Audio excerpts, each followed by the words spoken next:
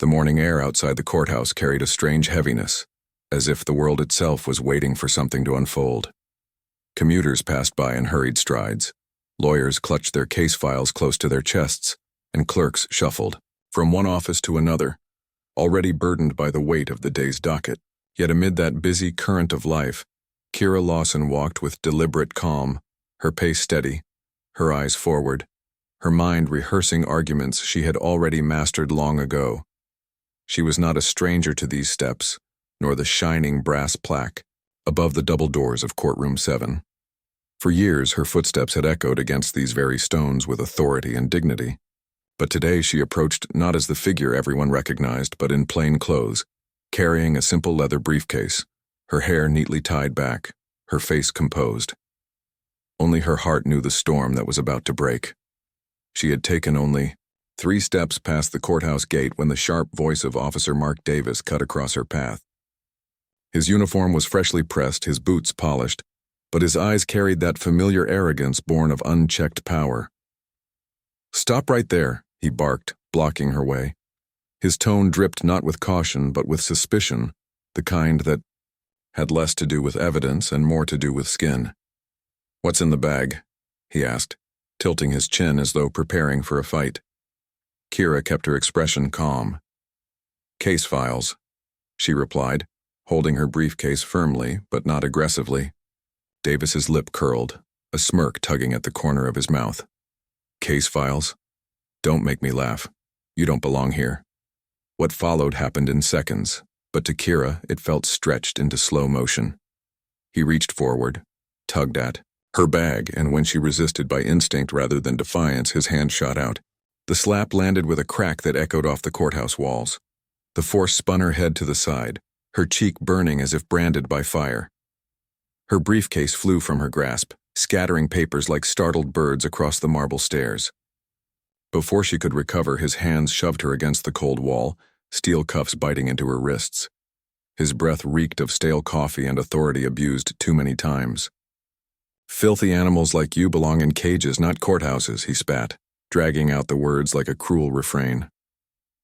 Behind him, Officers Eric Rhodes and Ben Thompson stood watching, their phones angled just enough to capture a carefully chosen moment. They did not intervene. Instead, they smirked as subpoenas, affidavits, and sealed documents fluttered under their boots, crumpling into meaningless scraps on the ground. Kira did not fight back. She could have shouted, she could have demanded. But instead she fixed her gaze on the plaque above the doors. The Honorable Judge K. Lawson presiding. Only 20 steps separated her from the bench that was hers.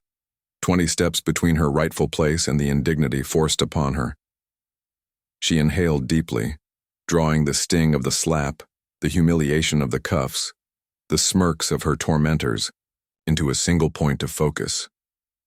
Every breath reminded her of the oath she had taken years ago, the oath to uphold the law, even when the law seemed weaponized against her. Inside, Judge Alan Pierce adjusted his robe and tapped his gavel to signal the start of the session. He had been informed that a disruptive suspect had been detained at the courthouse entrance.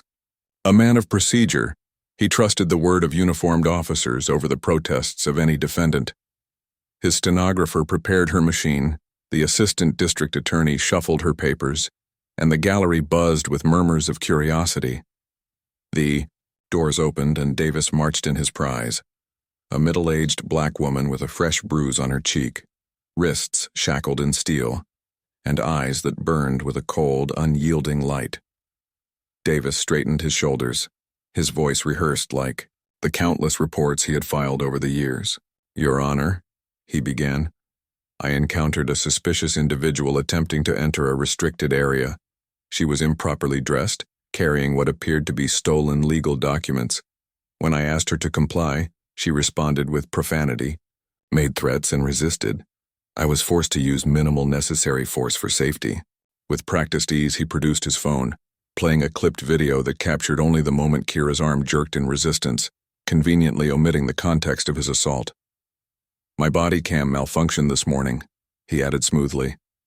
Behind him, Rhodes and Thompson nodded in perfect rhythm, their blank expressions rehearsed.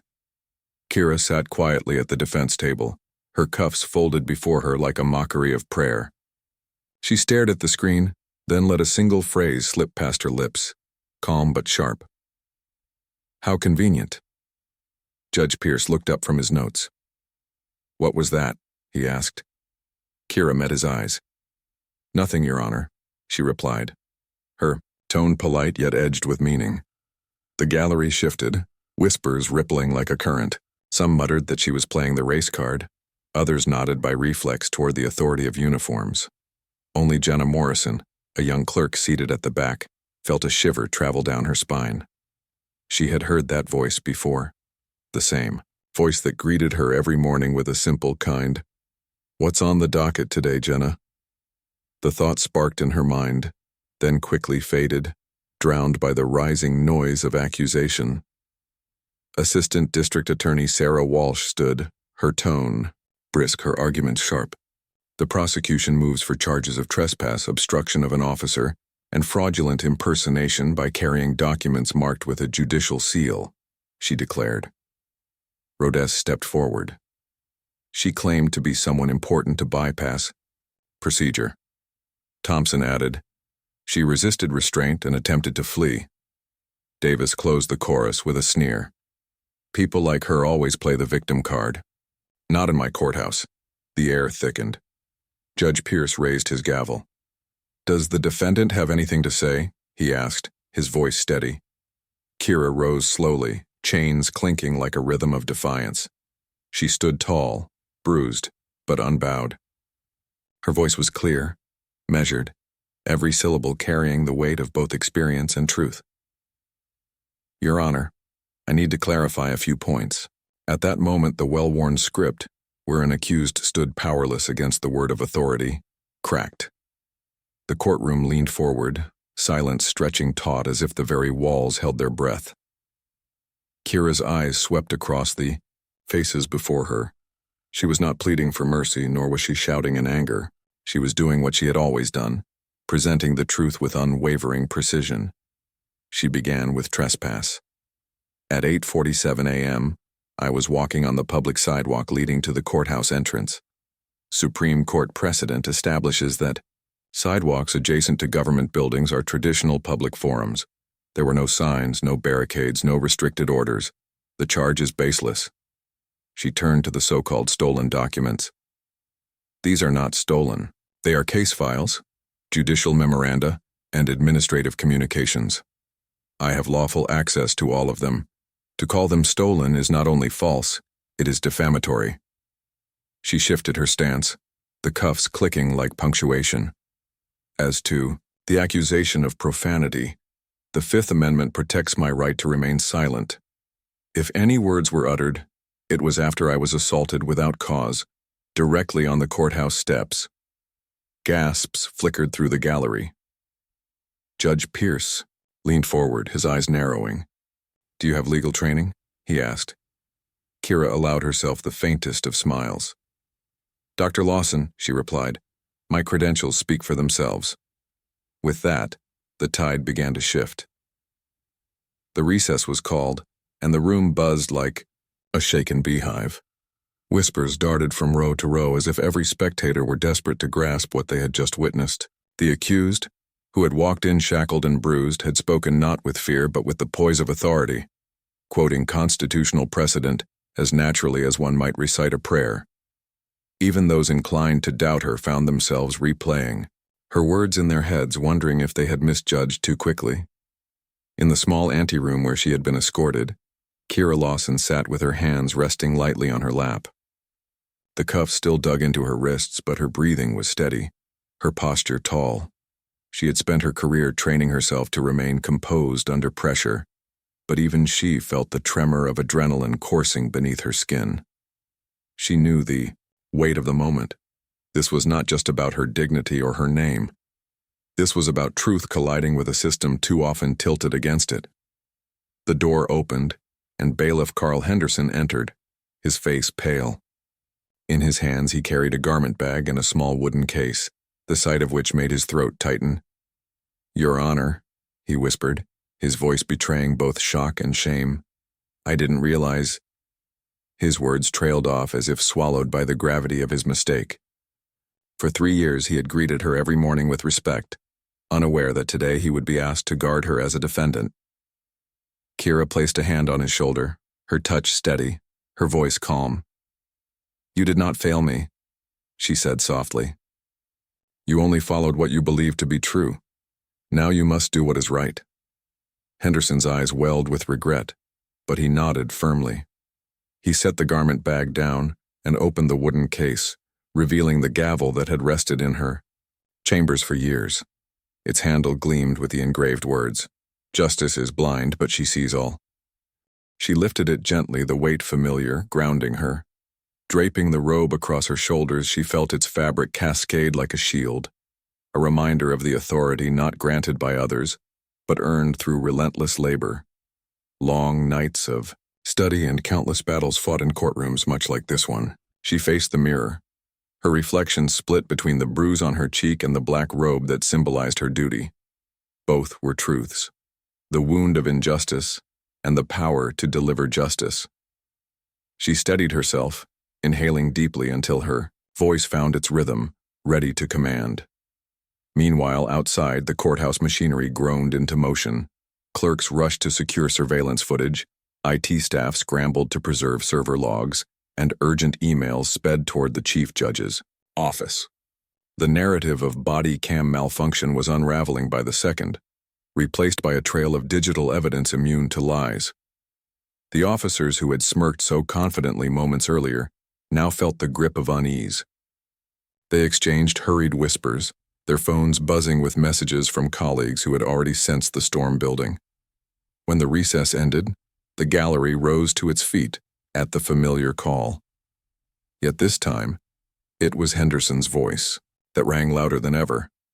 "All rise. Court is now in session. The Honorable Judge Kira Lawson presiding." The words cracked across the ceiling, reverberating with authority, and the room seemed to freeze in disbelief. Sarah Walsh, the assistant district attorney, swallowed hard, her papers trembling. Officer Davis, who only moments ago had strutted with arrogance, now stood rigid, his jaw tight, his face pale. Even Judge Pierce, who had assumed control so naturally, realized his error and quietly stepped aside, retreating toward the chamber, doer with bowed head. Then she entered. Clad in her robe, the gavel in her hand, Kira Lawson walked slowly to the bench. Each step silenced another murmur, each movement commanding the respect that had been denied her at the courthouse entrance. She seated herself with quiet grace, setting the gavel neatly before her. The bruise on her cheek was no longer a mark of humiliation. It had become a seal of authority, proof of endurance. She swept the room with her gaze, meeting the eyes of every person who had doubted her, every officer who had mocked her, every clerk who had whispered against her. No words were needed. Her presence was enough to bend the air in the room. "Thank you, Judge Pierce, for handling matters in my absence," she said evenly, her voice carrying a controlled calm that cut sharper than anger. "You may return to your docket. I will. Take it from here." Pierce nodded stiffly, his face flushed with embarrassment, and hurried out without another word. Silence hung heavy, broken only when Kira's eyes turned toward Officer Davis. "Officer Davis," she began, her tone steady. "Remain where you are." The officer froze. She continued. "2 hours ago, you swore an oath and gave testimony in this courtroom. Allow me to remind you of your own words." She picked up a tablet from the bench, tapped it once, and the screen illuminated with surveillance footage. The gallery gasped as the images played. Kira approaching calmly, Davis stepping into her path, the sudden slap, the twisting of her wrists, the cuffs clamping. His voice followed, captured clearly. "Filthy animals like you belong in cages, not courthouses." The courtroom erupted. Some gasped, others muttered in outrage, while the stenographer's fingers faltered on the keys.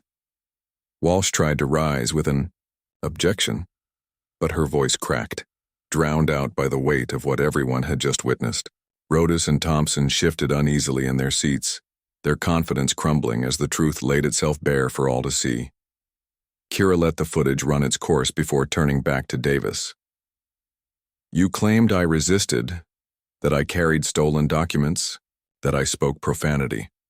The evidence shows otherwise.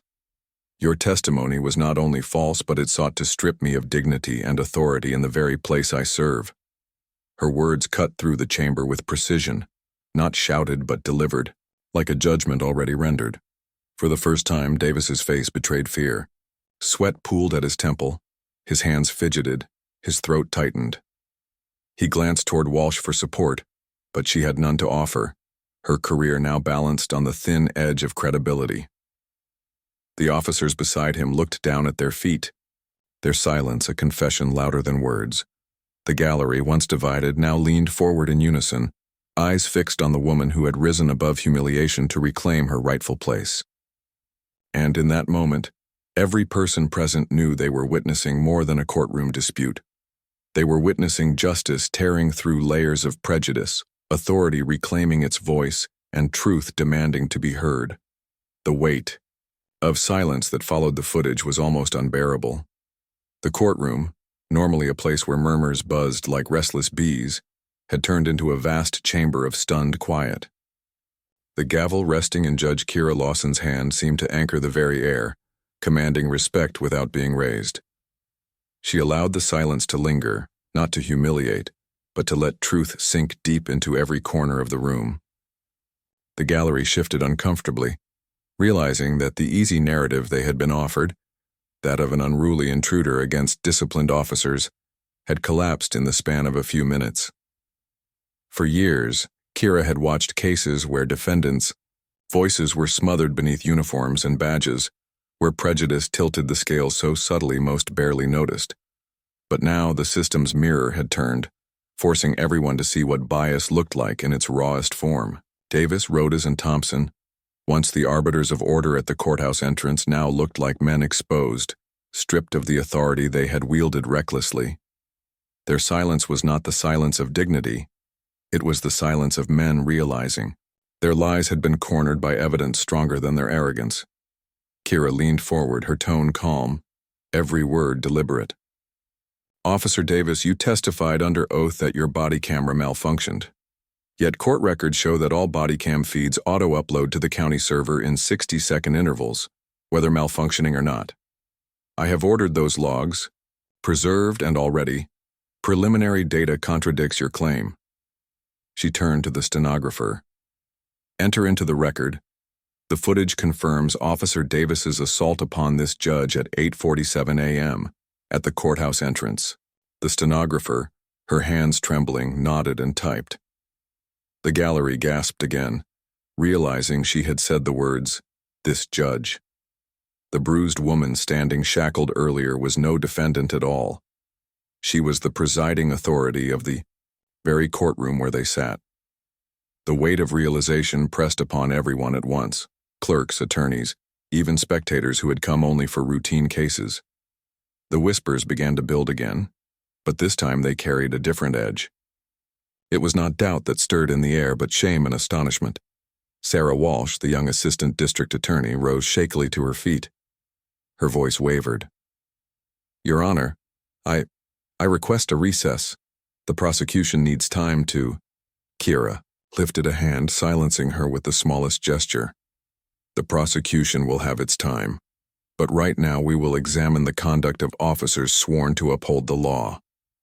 Her eyes returned to Davis, whose face was now pale, sweat pooling at his collar. Officer Davis, answer plainly, did you strike me?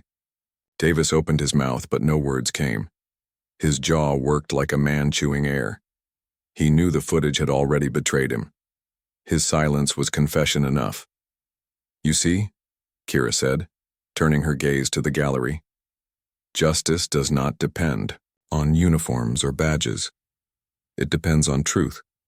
And truth, no matter how much one tries to suppress it, has a way of breaking through. She paused, letting the words resonate. For the younger clerks, for the interns sitting wide-eyed, and for Jenna Morrison at the back, the same Jenna who had once whispered about dockets with her in the hallway. Those words were not merely a lesson. They were a revelation.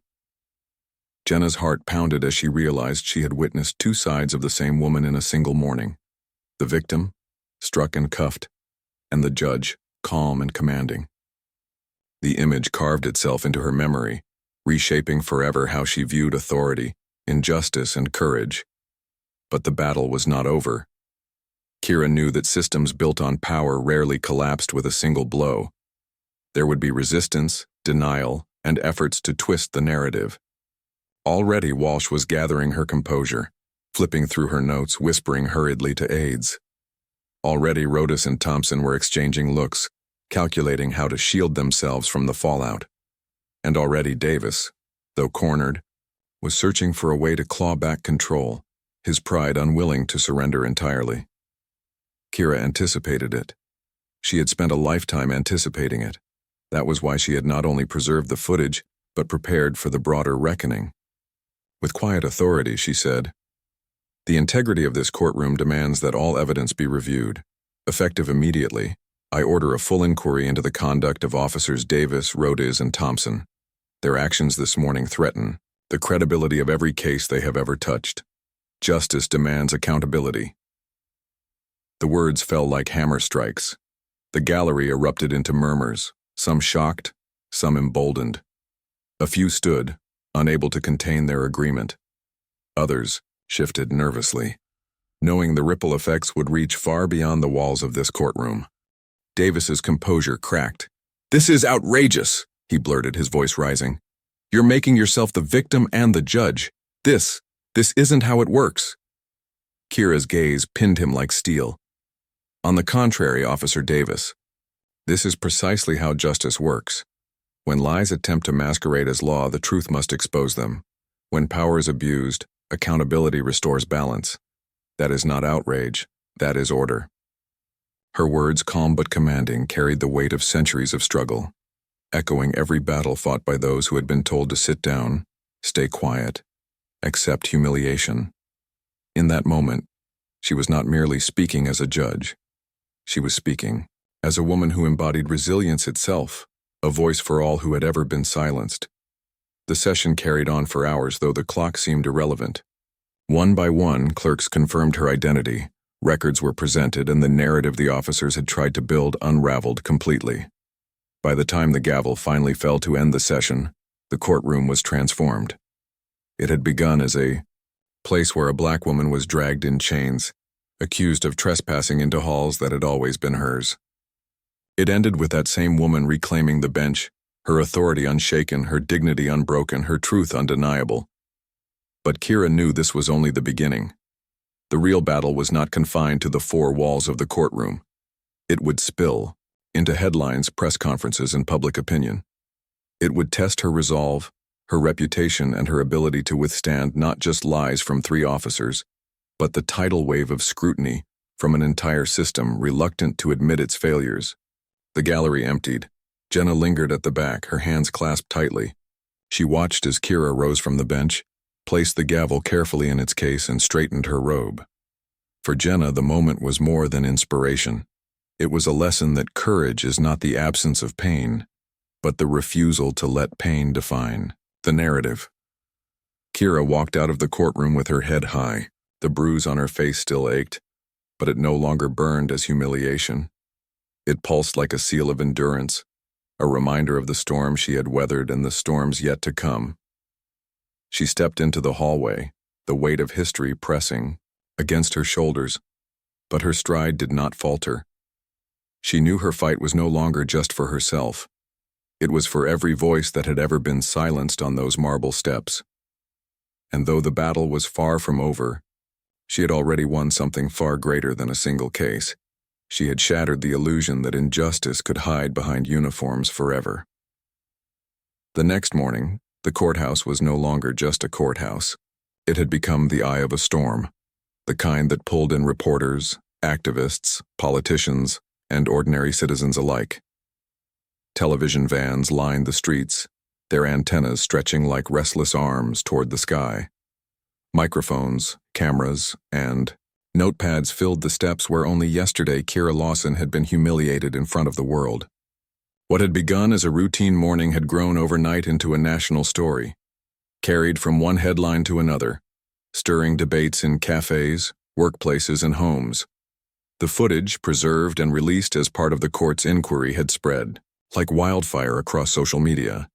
Millions of viewers had now seen the slap, the handcuffs, the insult that cut not just into Kira's dignity, but into the collective conscience of a nation.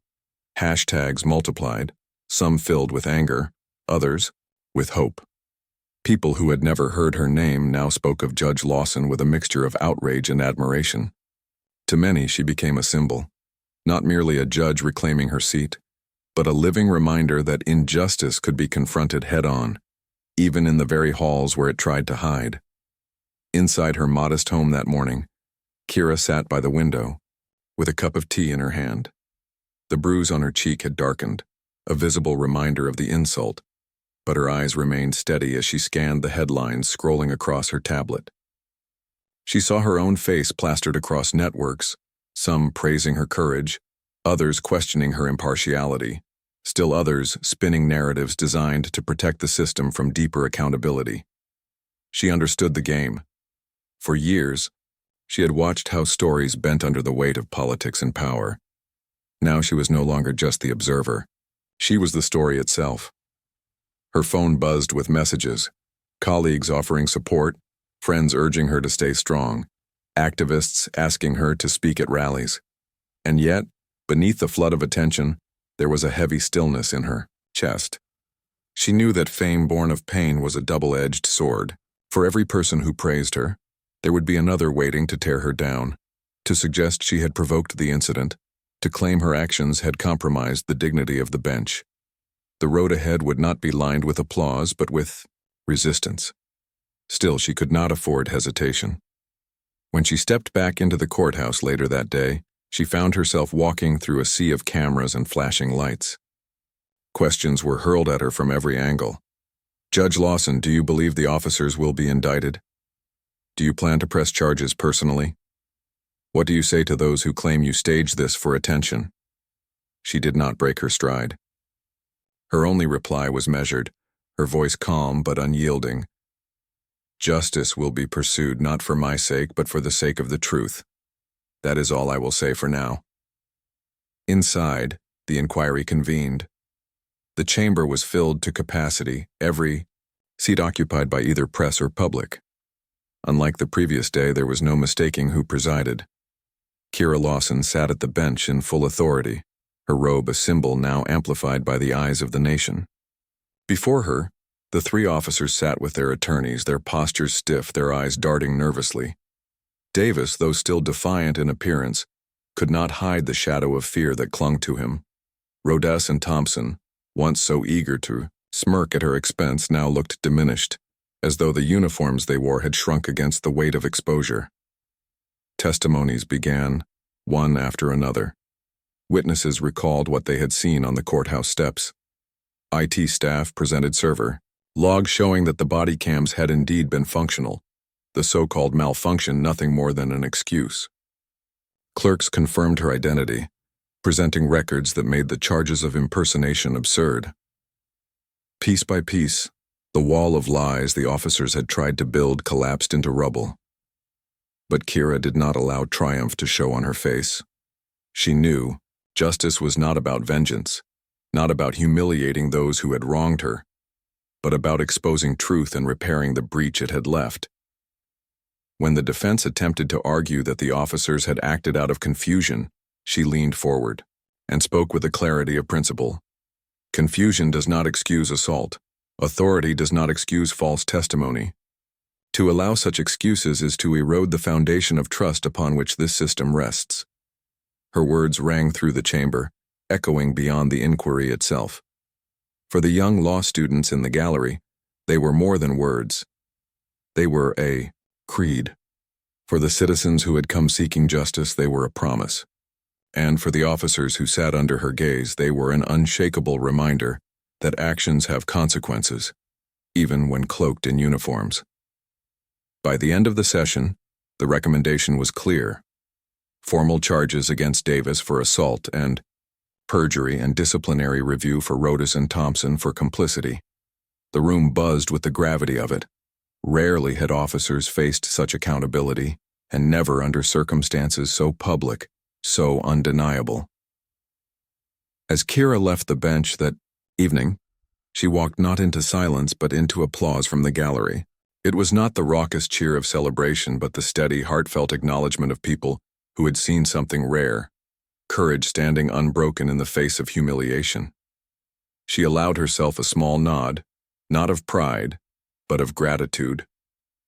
Gratitude that truth, once spoken, had the power to move hearts as much as it moved law. Outside, the crowd still waited, the chants rising now not in anger, but in solidarity. Justice for all. Justice for all. The words rolled like thunder down the courthouse steps, carried into the streets beyond. She paused, listening. She had never asked to be a symbol, but she understood now that her story had already grown larger than herself. It was no longer only about one slap, one insult, one courtroom. It had become about the dignity of every person who had ever been told they did not belong. That night, as she sat again by her window, the city lights twinkling in the distance, Kira allowed herself a single deep breath of relief. The road ahead would still be long, filled with trials of another kind, political backlash, endless scrutiny, personal attacks, but she had faced humiliation and turned it into a moment of truth. And truth, once set free, could not be chained again. For the first time since the ordeal began, she closed her eyes and let sleep claim her. The fight was far from over, but she had already shifted the ground beneath it. Tomorrow would bring new battles, new challenges, but tonight she rested in the quiet certainty that courage had carried her through the storm, and would carry her again. Weeks passed, but the echo of that single courtroom morning refused to fade. What had begun as a local incident had stretched its reach across the nation, then beyond its borders. Editorials debated the meaning of justice. Talk shows replayed. The footage universities invited her to speak, and countless ordinary people wrote letters of gratitude to the woman who had refused to bow when humiliation tried to break her. Kira Lawson, once simply a respected judge in her district, had become a symbol whose story touched the deepest chords of human dignity. Yet for Kira, the days that followed were far from glamorous. Each morning still began with quiet tea by her window, a steadying ritual before she entered the whirlwind of hearings, inquiries, and interviews. Each step she took into the courthouse now carried weight far heavier than before, for she knew the eyes upon her no longer belonged only to litigants and lawyers, but to a nation measuring its own conscience through her example. She bore it with grace, though in the solitude of her thoughts she often reminded herself that she was no hero, only a woman determined not to let injustice have the last word. The inquiry into the officers deepened, expanding far beyond that single morning's events. Investigators unearthed patterns, complaints that had been buried, testimonies dismissed, evidence overlooked. For Davis, the charges mounted quickly: assault, perjury, and misconduct. For Rhodes and Thompson, the inquiry revealed complicity not only on that day but in multiple questionable arrests. What had been treated as routine policing now stood exposed as a web of abuse hiding behind uniforms. It was painful for the community, unsettling for the courthouse, but necessary for the truth. In one of the most striking hearings, Kira addressed not the officers but the broader system.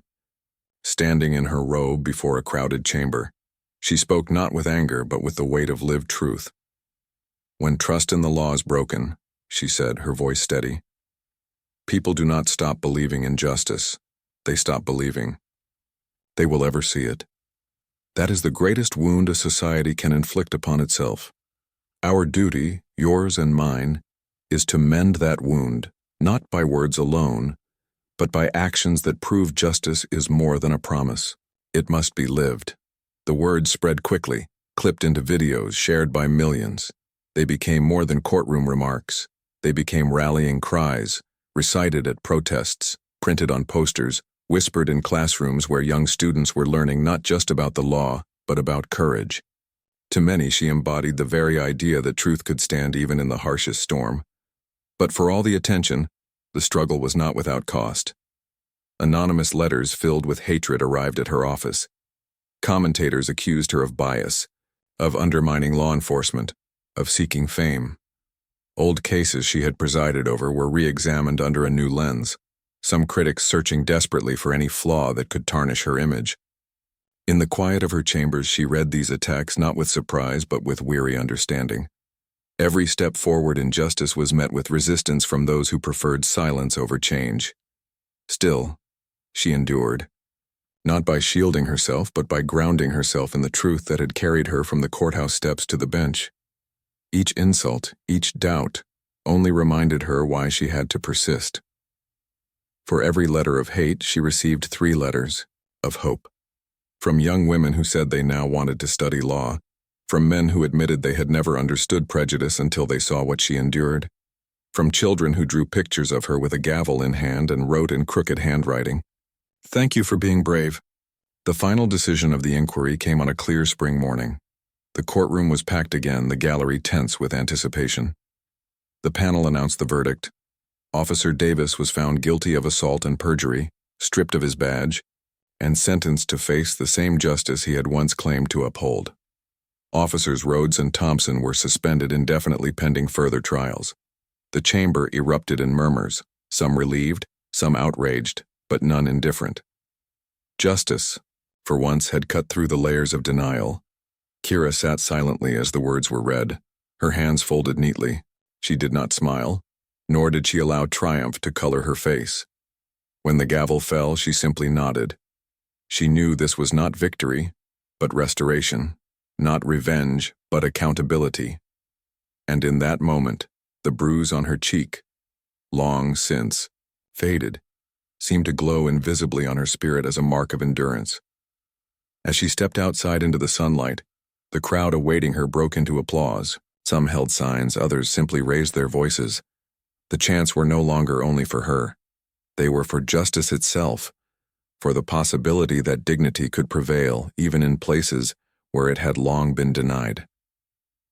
She paused at the top of the courthouse steps, scanning the faces of the young and the old, the hopeful and the weary. She realized then that her story was no longer hers alone. It had become a chapter in the larger story of a people refusing to be silenced. In her speech that afternoon, she chose not to speak of herself at all. Instead, she spoke of principle. This seat, this robe, this gavel, they are not mine, she said, her voice rising with steady conviction. They belong to the people, and the people deserve a justice system that does not bend to lies, that does not bow to prejudice, that does not break under pressure. My story is not unique. It is the story of countless others who never received their day in court, whose voices were buried before they could be heard. Let us ensure that what happened here is not remembered for my name, but for the promise it carries, that justice is blind, but she sees all. The crowd roared in response, but even louder than their applause was the quiet truth that settled in hearts across the nation. Kira Lawson had not only reclaimed her seat, she had reclaimed the very idea of justice for those who had lost faith in it. That evening, when she finally returned home, she stood once more by her window, the city bathed in twilight.